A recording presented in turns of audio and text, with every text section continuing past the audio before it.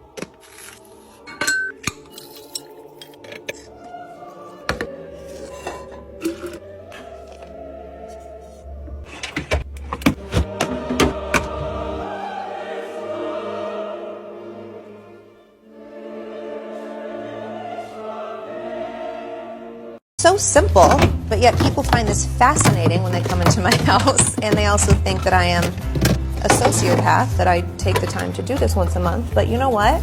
You say OCD is a disease, I say it's a blessing. And people always ask, do I replace them every time someone eats one? No, I'm not crazy. I'm just organized every 30 days. I actually get excited when they start to diminish.